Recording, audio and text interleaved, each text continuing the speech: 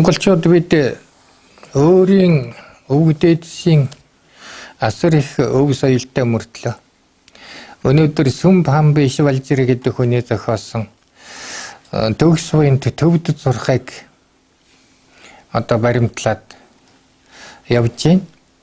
Тэгээд төгс буйнд төвд зурхайг зохиосон Сүм Памбишвалжир гэдэг хүн маань ямар хүн бэ гэдгийг энэ номон дээрээс нь ч гэсэн одоо энэ нийтийн Кирилл үсгээр гарсан энэ номон дээрээс ч гэсэн та нар уншаад ойлгоод авчиж болно.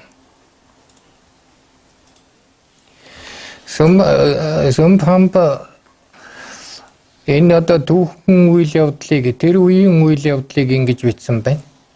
Хожимын цагт хөхн нуурт шулмсын шимнуусын хувилгаан халах цогт хаан хам хаан үйзэн хаан Занава хаан хэмээх ийм 3 хаан гараад шар малгайтны шашин нэг оргүй болохыг хичээсэн цагт Банчин Эрдэнэ Лусан чойнжин Содном чоймпл түшмэл тэргүүтэн бэр захидл бичиг илгээсэнд шүтэж ойрдын газрын хуваар зүүн гараас эрлэг номон хааны хувилгаан хэмээн алдаршсан гүүш данзан чойжил энэ зүгт их зэргийн өмгийг хөдөлгөн өөд болон ирсэн бөгөөд тэр 3 шилмсын хааныг дарав гэж. Тэгэд энэ цогт хаан Лигдэн хаан за тэрнтэй хамтарч исэн тэр улсуудыг л дарсныг их цуу ураа тэнгэрийн орон хүртэл дуурсаж төвдийн 13 төмт тэргүүтэн төгс буйнтын их лам хувургуудын хийдийн их аймгийг өргөжээ гэж энэ бахархалтайгаар тэмдэглэсэн байна. Тэгээд энэ хүн үнэхээр Монгол хүн үү? Энэ манай цогтод айжийг бол киногоор нь ч манай ард түмэд Лигдэн хааныг бол Алтан ургийн хамгийн сүүлийн хаан гэдгийг мэднэ. Энэ агуу их оронч энэ одоо хаад цогтод тэмцэгчдийг ингэж одоо хэлж байгаа хүн жинхэнэ Монгол хүн мөн үү биш үү? Тэгээд одоо энэ Сүм Памба өөрөө хэлсэн байна. Төвдийн нутагт дэлгэрсэн Пүг сүр хэмээх 6 сургуулийн ёсоор үлгэр хийж Монгол орны газрын хуваарьт эргэсийн хөдөлгөөнийг тооцоолон бодох төгс буйнд шин зурхай хэмээх шин зурхайг бий болгожээ гэж. Тэгээд энийгээ бол шинжлэх ухааны үндэстэй 1 секундыг хэдэн мянга дахин хуваасан ийм их наривчлалтай энэ төр гэж энийг зохиогч хүн их магтан бичсэн байдгийг. Гэтэл өнөөдөр биднээс барьж байгаа тэр тасардаг, давхардаг энэ тоол нь ямар их бодлонтой хүний хувь заяа, хойч үеийн одоо үр хүүхдүүдийн маань хувь заяанд ямар их гайтай вэ гэдгийг одоо захын хүн мэддэг болоод байж байгаа.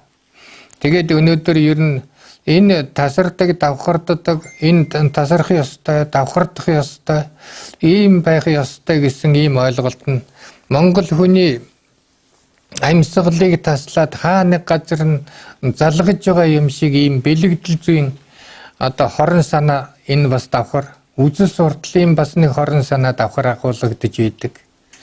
Тэгээд ийм шинжүүдийг нь бол би 90 оны 5 сарын 9 зурхаан халуун байгуулсан тэр цагаас хойш 20 гаруй жил би нийт ард түмэндээ илчилэн энэ баримт гарын авлага эдний гаргасан цаг тооны бичгийн алдааг бол өдөр сараар нийт ард түмэндээ хэлсээр ирлээ. Тэгээ имийг одоо биднээс 1747 онд зохиогдсон энэ цаг тооны бичиг Монголын газрын Монгол орны газрын хуваарьт эргэсийн хөдөлгөөнийг тооцсон бодох аргаар их тохирч байгаа гэж ингэж одоо энэ доктрин зэрэг хамгаалсан хүн их бахархалтайгаар бичсэн харамсалтай. Хизээч Монголын газрын нутагт бол ямар ч өдөр ямар ч цаг нь ерөөсөө тохирохгүй. Өнөөдрийн хүртэл бодлон тарисаар тэгээд өнөөдрийг одоо барыг Монголын цагаан сарыг 2 хуваах хэмжээнд ингээ хүрээд иж байгаа.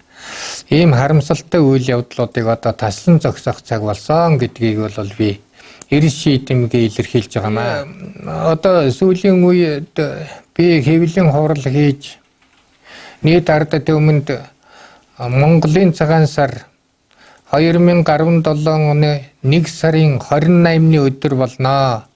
Байгаль цаг уурвал өөрийнхөө өнгө төрхийг харуулнаа гэж. Одоо энэ төгс буянт төвд зурхай гэж 1747 онд зохиогдсон. Одоо 1750-ад оны үед Монголд Манжин хааны бодлогоор орж ирсэн энэ зурхай. Манжин хаанд бол асар их одоо их тусыг хүргэсэн байдаг. Тийм ч учраас Манжин хаан өөрөө хэлэхдээ хой сайлх шиг дошгон монголчуудыг хоттой хойн шиг номхон болгож чадлаа. Буутай зэрэгээр мануулаад болдгүй энэ улсыг гуутай бурхнаар мануулсан чинь болж ин шүү гэсэн алдарт үгээ бахархалтайгаар хэлсэн байдаг юм аа. Тэрийн шиг одоо монголчууд төвд гэсэн ийм хоёрхан улсал энэ төгс буянт төвд зурхайг барьж төөрөлдөж байгаа.